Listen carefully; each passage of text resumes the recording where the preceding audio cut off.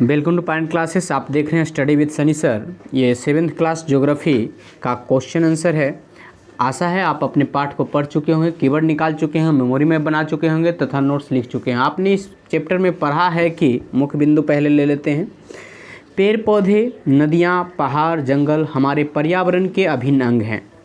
पेड़ पौधे, नदियाँ, पहाड़ आदि हमारे जीवन को प्रभावित करते हैं। वायुमंडल की गैस अजैव पर्यावरण के उदाहरण हैं।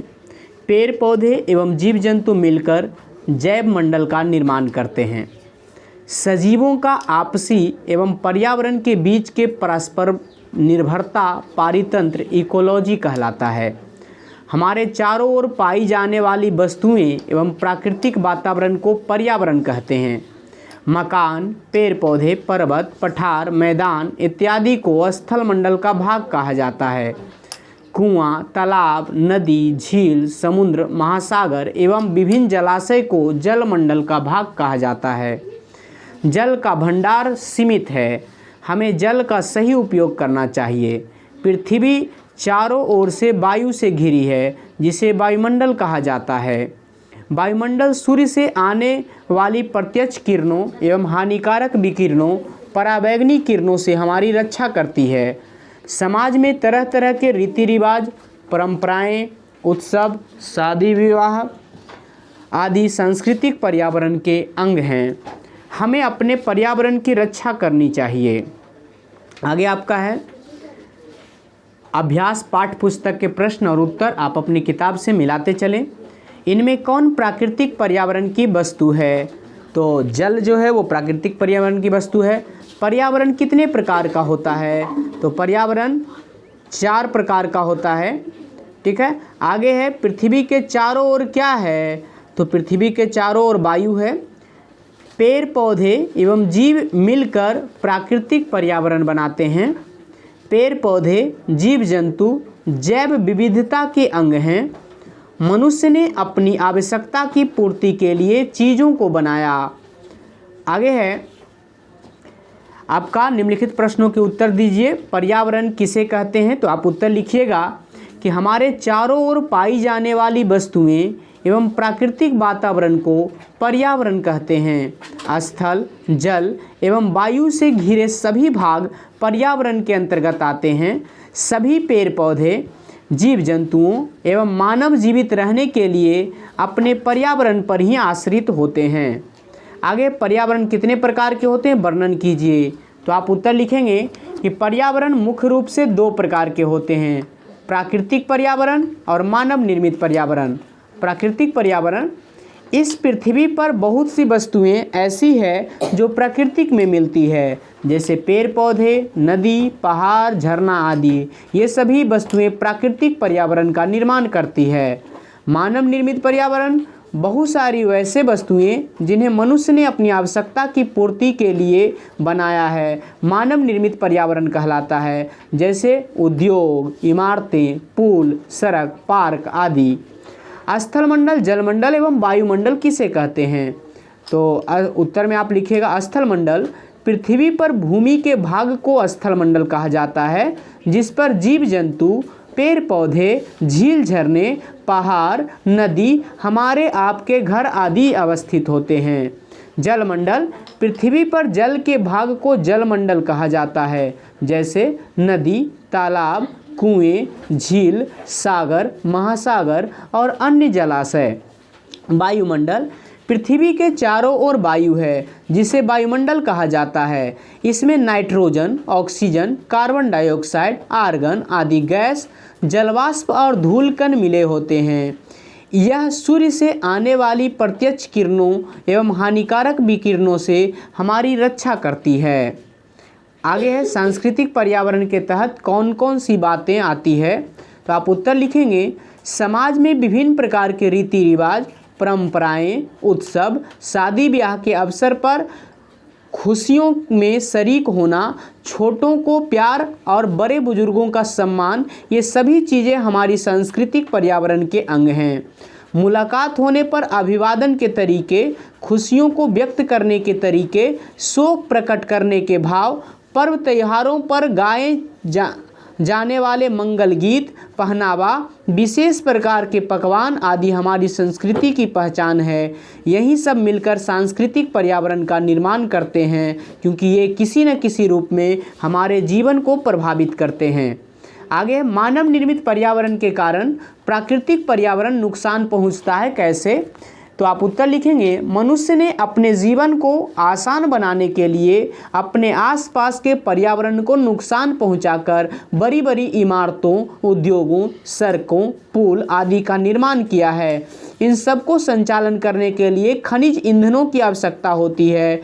खनिज निकालने में प्राकृतिक पर्यावरण को नुकसान पहुंचता है। भवन, कारखानों तथा सड़क निर्माण के लिए पत्थर की गिट्टी की आवश्यकता पड़ती है। सीमेंट बनाने के लिए चूना पत्थर और विभिन्न खनिजों की आवश्यकता पड़ती है। पत्थर गिट्टी के लिए पहाड़ तोड़े जाते हैं और इन सभी कार्यों से पर्यावरण को नुकसान पहुंचता है। आगे, किन घटनाओं से सांस्कृतिक पर्यावरण को क्षति होती है? तो समाज के रीति रिवाज, स्वस्थ परंपराओं आदि के प्रति सम्मान नहीं रखने से, इनका पालन नहीं करने से सांस्कृतिक पर्यावरण की क्षति होती है। आगे, आपके आसपास कौन सा पारितंत्र है जिससे चित्र बनाकर किसी एक का वर्णन करें?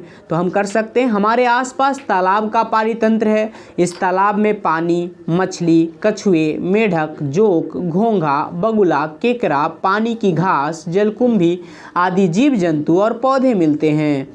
इसके अतिरिक्त अन्य छोटे छोटे जीव रात में अपनी बोली और आवाज़ से वातावरण को कर्णप्रिय बनाते हैं। तालाब के ये जीव जंतु एक दूसरे पर निर्भर रहते हैं। आगे है, हम किन उपायों को अपनाकर पानी के खर्च को कम कर सकते हैं? तो आप उत्तर लिखेंगे, जल का भंडार सीमित है, अतः इसकी सही उपयोग करना हमें सीखना चाहिए। हम निम्न उपायों को अपनाकर पानी के खर्च को कम कर सकते हैं, जैसे हमें स्नान करने वक्त अनावश्यक पानी का इस्तेमाल नहीं करना चाहिए। दूसरा, काम हो जाने के बाद नल की टोटी को अच्छी प्रकार बंद कर देना चाहिए। तीसरा, स्ट्रॉ डालकर बोतल का पानी पीना चाहिए आदि। आगे है प्रश्न 9, पर्यावरण को नुकसान पहुंचाकर हम अपना ही जीवन संकट में डाल रहे हैं, कैसे? तो आप उत्तर लिखेंगे, पेड़ पौधे, नदियाँ, पहाड़, जंगल ये सभी हमारे पर्यावरण के अभिन्न अंग हैं। ये किसी न किसी रूप से हमारे जीवन को प्रभावित करते हैं। वातावरण में बढ़ रहे कार्बन डाइऑक्साइड के परिणाम स्वरूप ग्लोबल वार्मिंग की स्थिति उत्पन्न हो गई है। पृथ्वी ज्यों-ज्यों गर्म होते जाएगी, त्यों-त्यों ध्रुवों के बर्फ पिघलकर पानी बनेंगे, जिससे समुद्र का जलस्तर बढ़ेगा। समुद्र का जलस्तर बढ़ने से कई द्वीप, कई शहर लुप्त हो जाएंगे और समुद्र तटीय निवासियों को बाढ़ की चपेट में आना होगा। इस तरह मनुष्य का जीवन तबाह हो जाएगा। आगे, प्रातःकालीन बाल सभा में चर्चा करें पर्यावरण संरक्षण। तो वृक्षारोपण से लाभ, कटता जंगल घटता जीवन, जैविक कचरा समाप्त करने में जानवरों की भूमिका और उन संस्थानों के बारे में पता कीजिए जो पर्यावरण संरक्षण का कार्य करते हैं। तो सबसे पहला पॉइंट है आपका पर्यावरण संरक्षण। पेड़ पौधे, नदियाँ, पहाड़, जंगल ये सभी हमारे पर्यावरण के अभिन्न अंग हैं। पेड़ पौधे के रहने पर हमें हरियाली, फल, सब्जियाँ, अनाज आदि ढेर सारी चीज़ें उपलब्ध होती है। वातावरण में बढ़ रहे कार्बन डाइऑक्साइड को भी तो पेड़ पौधे ही ग्रहण करते हैं और फोटोसिंथेसिस मतलब प्रकाश संश्लेषण की क्रिया द्वारा भोजन का निर्माण करते हैं। अगर पेड़ पौधे नहीं होंगे तो सभी जगह कार्बन डाइऑक्साइड की मात्रा अधिक हो जाएगी और हमारी पृथ्वी गर्म हो जाएगी। ऐसे में जीव मात्र का अस्तित्व ही खतरे में पड़ जाएगा और प्रदूषित पर्यावरण के कारण ही ग्लोबल वार्मिंग तथा ध्रुवीय बर्फ पिघलने लगेंगे। समुद्र जल स्तर बढ़ेगा और जैसे खतरे भविष्य में भयानक दुष्परिणाम लाएंगे। अतः हमें चाहिए कि पेड़ पौधे को नष्ट होने से बचाएं और इसकी संख्या में वृद्धि करें। पर्यावरण संरक्षण आज समय की मांग है। आगे है वृक्षारोपण से लाभ। पेड़ पौधे हमारे जीवन के लिए आवश्यक है।